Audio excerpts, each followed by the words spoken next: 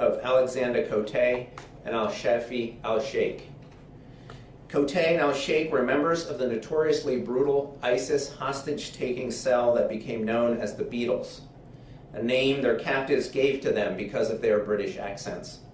The defendants are charged with terrorism offenses related to hostage-taking and killing of 4 Americans, as well as citizens of Great Britain and Japan. For over a year, Coté and al-Sheikh were held in Iraq by the U.S. military under the law of armed conflict. I'm pleased to confirm that they are now in FBI custody and will soon appear in federal court in the Eastern District of Virginia. Today is a good day, but it is also a solemn one. Today, we remember the 4 innocent Americans whose lives were taken by ISIS. James Wright Foley, Stephen Joel Sutloff, Peter Edward Kasich, and Kayla Jean Mueller. Many around the world are familiar with the barbaric circumstances of their deaths. But we will not remember these Americans for the way they died. We will remember them for the way they lived their good and decent lives. James Foley was a print and video journalist who was covering the civil war in Syria. He had previously served as a conflict zone correspondent in Iraq and then in Libya. James was a former elementary school teacher. Stephen Sotloff was a journalist who covered the Middle East and was in Syria reporting on the refugee crisis. According to a longtime friend, he was drawn to the region to, quote, give a voice to the people who didn't have one, close quote. Stephen was the grandson of Holocaust survivors who inspired him to be that voice. Peter Kasich was in Syria working for a humanitarian organization that he founded to deliver food and medical aid to the refugees. He had previously served as an elite airborne ranger in the U.S. Army, which included service in Iraq. Kayla Mueller was a humanitarian aid worker and human rights activist who, inspired by her faith, devoted much of her young life to serving those in need both at home and abroad.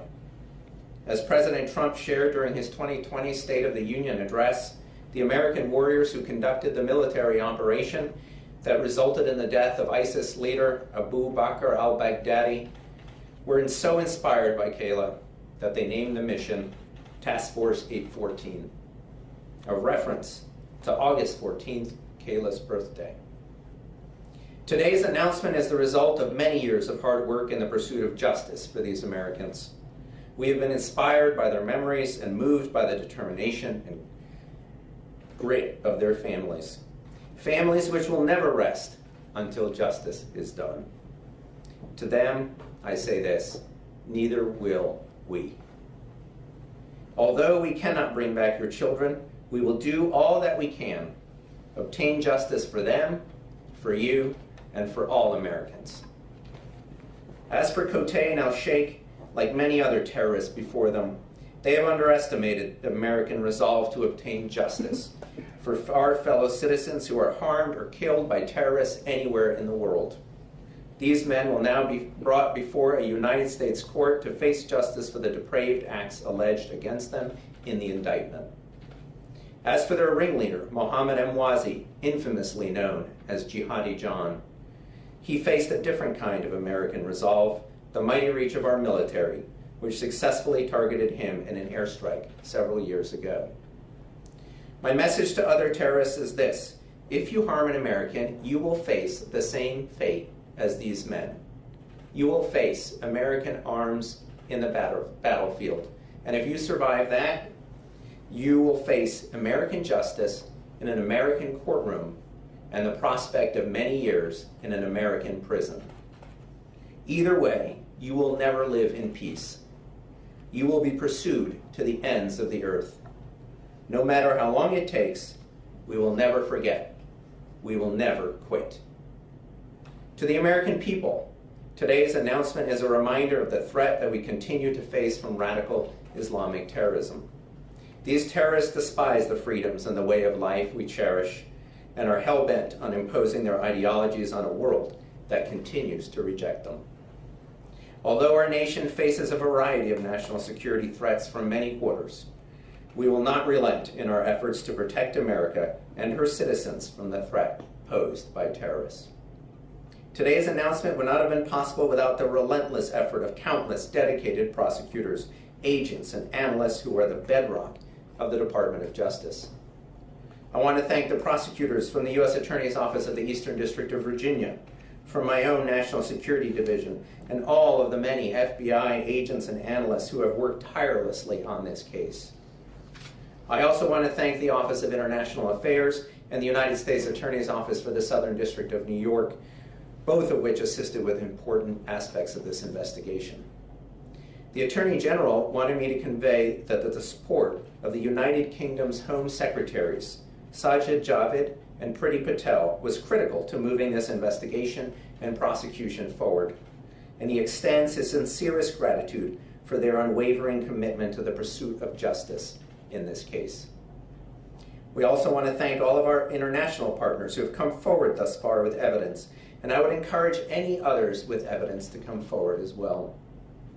We understand that the justice we seek in this case will extend to many people in numerous other countries around the world, and we humbly and enthusiastically accept that responsibility.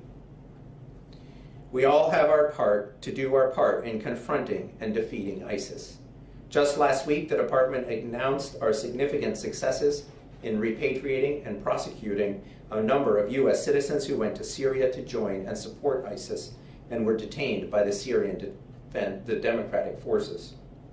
The United States has been a leader in taking responsibility for its citizens who left to join ISIS. And, as the case we are announcing today highlights, when we have the evidence to do so, we will also take responsibility for prosecuting those non-U.S. citizens who have injured or killed Americans anywhere in the world. If you have American blood in your veins, or you have American blood on your hands, you will face American justice. This department has successfully prosecuted hundreds of defendants since 9/11 for terrorism-related offenses in our federal courts, and we will continue to do so. Finally, I want to acknowledge the Departments of State and the Department of Defense.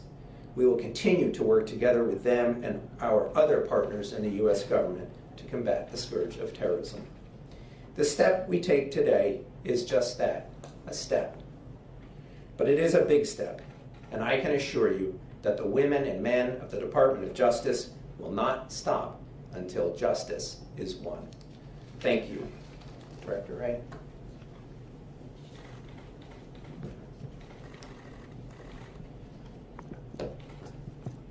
Morning. Today's announcement makes clear once again that combating terrorism remains the FBI's top priority, and that the entire United States government remains committed to bringing to justice anyone who harms our citizens. We showed that resolve to the world last week by repatriating Americans who had traveled to Syria to support ISIS so that they will face charges here. And today we're demonstrating that resolve by bringing to our shores two men who left Britain to become ISIS terrorists. Now they're going to face justice in an American court of law for crimes against American citizens. Not long after these terrorists were captured in 2018, the parents of their American victims wrote the following about their loved ones, and I quote, "One by one, our children were taken from us by the hateful criminals of the Islamic State. Jim, Stephen, Peter, and Kayla were like so many of your own sons and daughters. They were four unique, passionate young Americans, and all risked their lives pursuing a greater good. The families of those victims have suffered the painful loss of their loved ones at the hands of brutal killers.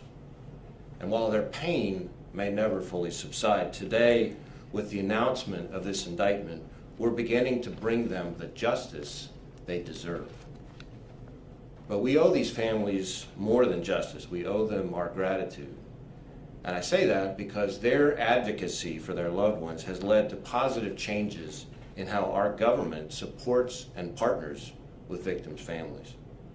One of those changes was the creation a few years ago of the Hostage Recovery Fusion Cell. This multi-agency team, based at FBI headquarters, represents our government's unified approach to recovering American hostages abroad. Its single focus is to bring these hostages home safely and partner with their families in the recovery effort.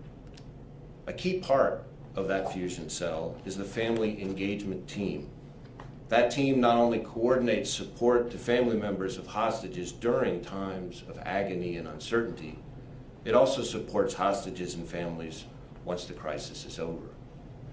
The FBI and our partners are working tirelessly every day to recover all U.S. hostages held abroad, and we won't rest until we see a similar resolution for justice against all those responsible for holding Americans captive, especially when those captives' lives are taken.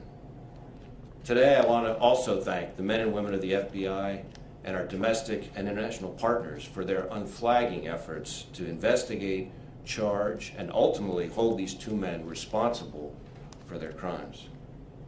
Over the course of this investigation and many others like it, these dedicated professionals put themselves at risk, conducting interviews and collecting evidence to build the cases that ultimately led us to where we are today, with these two men facing justice in the United States. Like Assistant Attorney General Demers, and based on conversations I've had on a number of occasions, including on the phone just this morning with the Attorney General, I know the Attorney General joins us in particularly thanking our British counterparts and our international partners in working with the United States to bring charges in our criminal justice system. We mourn not only our American victims, but also the British victims, David Haynes and Alan Henning, and victims of all nations who suffered unimaginable cruelty at the hands of ISIS. Let there be no doubt, the FBI, the U.S. government, and our partners remain vigilant in the fight against terrorism, including the threat from ISIS. Today, ISIS is still trying to radicalize people here in the United States and elsewhere through online propaganda and their global network of supporters. Their goal is to motivate people to launch attacks against Western targets wherever they are, using any means available. But as today's announcement shows, the FBI and our partners, both here and overseas, will continue to relentlessly pursue these terrorists and anyone who chooses to support terrorist organizations like ISIS, no matter where they are and no matter how long it takes. Now I'll turn things over to Zach Terwilliger, the U.S. Attorney for the Eastern District of Virginia, to provide a little bit more details about the indictment itself. Thank you, Director Wray. First, I want to thank Attorney General Barr for his steadfast leadership and support of this investigation and prosecution. Let me be very clear. This day does not happen without Attorney General Barr and his resolve and commitment to seeing that these individuals were brought to justice. As Director Wray mentioned, my name is Zach Terwilliger. I'm the United States Attorney for the Eastern District of Virginia, located just across the Potomac River in Alexandria. It's with a heavy heart that we're here today, and I wish we weren't. But if these alleged atrocities indeed happened, I'm proud to be here as a representative of the United States and our criminal justice system. As many of you are now aware, yesterday an 8-count criminal indictment was returned in the Eastern District of Virginia that charged 2 alleged terrorists, Alexander Cote and Al-Shafi Al-Sheikh, with the following felony offenses: conspiracy to commit hostage-taking resulting in death, hostage-taking resulting in death, 1 count for each of the American hostages: James Wright Foley, Kayla Jean Mueller, Stephen Joel Sotlov, and Peter Edward Kasich. Count 6, conspiracy to murder United States citizens outside of the United States. Count 7, conspiracy to provide material support to terrorists in the form of hostage-taking resulting in death and murder. Count 8, conspiracy to provide material support to a terrorist organization. If convicted, the defendants face a maximum penalty of life in prison for for each count of conviction. Pursuant to well-known protections provided by our constitutional republic in its system of criminal justice, Cote and El-Sheikh are presumed innocent unless and until proven otherwise. All that I'm about to recount now are allegations and can be found in the four corners of the 24-page indictment, which was unsealed just a moment ago. As stated in that charging document, these alleged terrorists both grew up in the United Kingdom, where they became radicalized. Their role within the ISIS terrorist organization was that of being part of a brutal hostage-taking scheme by which American, European, and Asian citizens were taken hostage from approximately 2012 to 2015. Their alleged criminal acts include conspiring to commit hostage-taking resulting in death and conspiring to murder American citizens James Foley, Kayla Mueller, Stephen Sotloff, and Peter Cassidy. As part of the conspiracy, their vicious acts and those of co-conspirators Mohammed Emwazi and CC1 are alleged to include the following: forced witnessing of murders, mock executions, shocks via electric taser, beatings, amongst other brutal acts. Also a well-established principle in American jurisprudence, co-conspirators, like these defendants, may be held liable for the foreseeable acts of their co-conspirators, such as Emwazi, that took place during the course of the conspiracy. As stated in detail, Cote, El-Sheikh, Emwazi, and CC1 facilitated hostage-taking, ransom demands, abuse, and the murder of Americans, Europeans, and Asian citizens in order to further their terrorist agenda and that of ISIS. The brutal acts of beheading were captured by the ISIS media propaganda machine and disseminated to achieve their aims of jihad. Further, as detailed in the indictment, part of the alleged horrific conditions of confinement, the self-proclaimed leader of ISIS, Abu Bakr al-Baghdadi, also made it a point to repeatedly sexually assault American citizen Kayla Jean Mueller. As you know, al-Baghdadi was killed on or about October 26, 2019, in a United States military operation named in honor of Kayla and her birthday, August 14th, Operation 814. For these acts, these two alleged terrorists will now face the American justice system. Later today, we expect these defendants to make their initial appearance a few miles away in Alexandria, Virginia. At that hearing, they will be informed of the charges against them. They will be provided with counsel if they cannot afford it. They will receive medical care and be housed in a sanitary facility and be provided with 3 meals a day, all coupled with the due process of law. All things denied to James, Kayla, Stephen, and Peter, and the other British and Japanese victims named in the indictment. Like Director Wray, in preparation for today, I reviewed some prose that really captured what today is all about.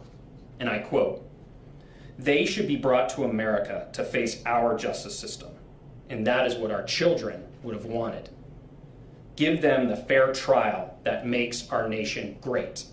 That would be the best way to honor our children.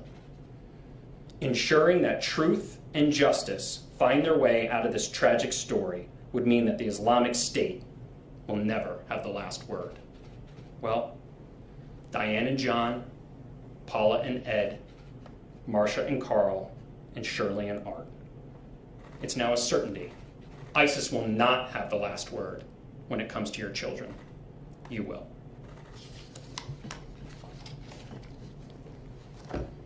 Attorney General Demers.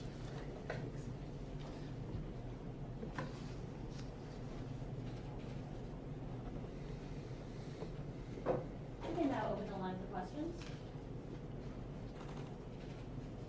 We will now begin the question and answer session. To ask a question, you may press star and then 1 on your touch-tone phone. If you are using a speakerphone, please pick up your handset before pressing the keys. To withdraw your question, please press star, then 2. Please note that you will be limited to 1 question, and we do ask that you specify who your question is for. We will now pause momentarily to assemble our roster. Our first question today comes from Ryan Lucas with NPR. Hi, thank you for doing this. First question is, how important was the British evidence that the Justice Department has been, fighting for 5 years to try to get from the UK government? And would we be here today without it? And then what does this case say about the ability of the Justice Department to bring all terrorist cases to U.S. civilian courts for trial? So thanks, Ryan. I think we decided that if we were going to do this case, we were going to tell the fullest story we could of what these defendants did, and we were going to put on the strongest case possible. And with the British evidence, I think we can do that very well. As for your second question, as you know, the department has prosecuted hundreds of terrorists in federal court since 9/11. We have done so successfully. We've protected classified information when we've needed to, and we've gotten justice for many victims and many convictions. You can expect us to continue to do so.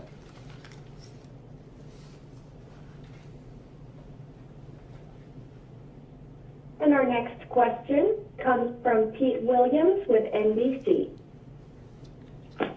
Thank you. Mr. Demers, can you tell us specifically what does the indictment allege that Kotay and Al-Sheikh did with regard to the 4 Americans? Sure, thanks, Pete. I think I'll turn that over to Zach on the indictment.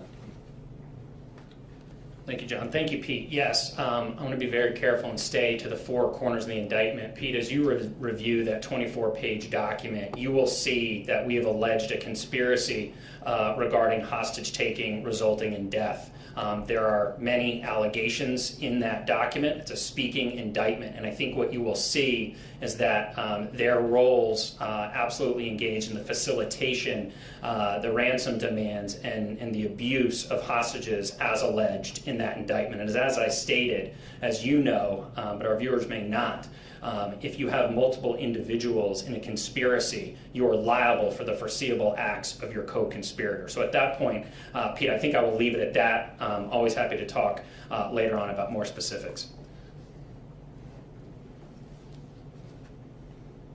And our next question comes from Daniel Bates with the Daily Mail.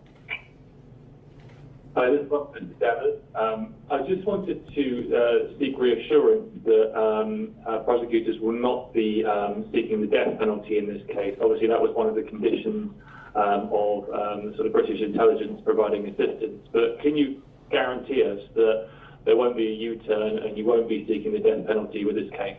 Thank you.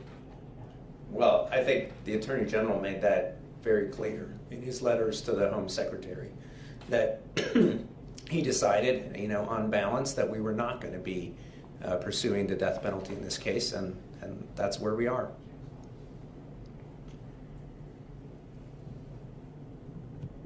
Our next question comes from Eric Tucker with the Associated Press.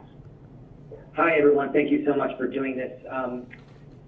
John and Zach, I guess the question might be best directed at you. Can you talk a little bit about the interaction with the family members over the last year in terms of how important their wishes were in terms of bringing these 2 individuals to justice and the nature of the conversations you had with them? Sure. Look, I think everyone on this stage has met with the families. I know the director and I did together some time ago.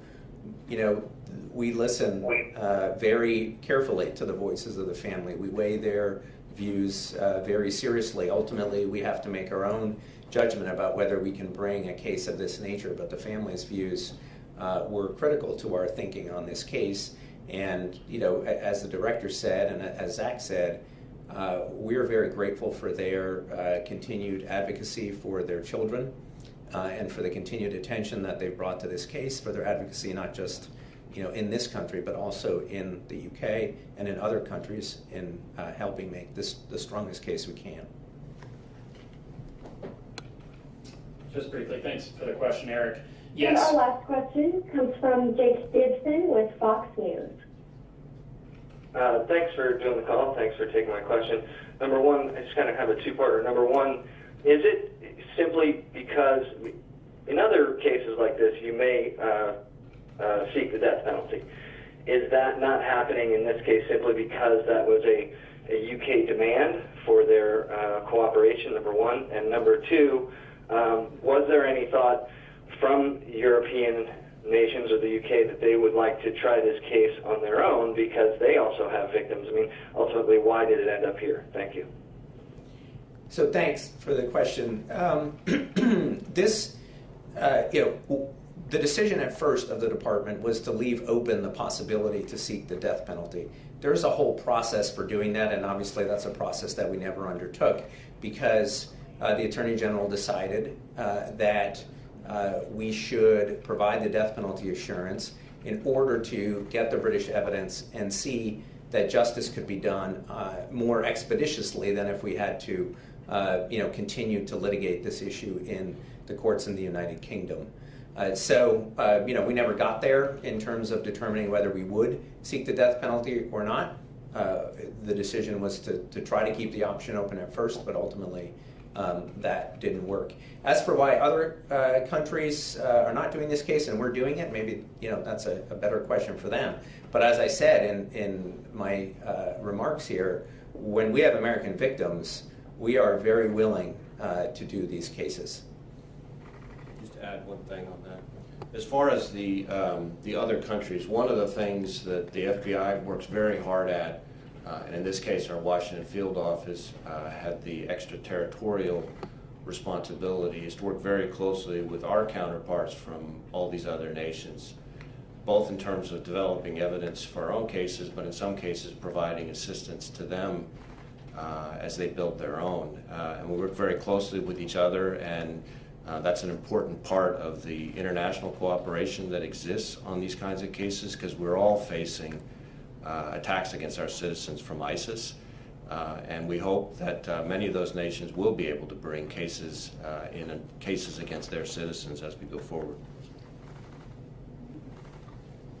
Thanks. Just Zach Terwilliger again, just to respond to Eric Tucker's question regarding the victims. One thing I want to make clear, we utilize in the Eastern District of Virginia, as do in the vast majority of U.S. Attorney's offices, a victim-centric approach. The victims and their families in this case are what's driving our pursuit of justice. That's who we represent, the people of the United States. So I look forward to a close relationship with the families as this process moves forward. We actually have rights set out for victims' families under the Crime Victims' Rights Act, and we have special personnel who will be liaisons between them and our office, and I look forward to the opportunity to spend more and more time with them as we move forward and seek justice on behalf of their children. This now concludes the Department of Justice press conference. Thank you for calling in. Operator, you may now disconnect. The conference has now concluded. Thank you for attending today's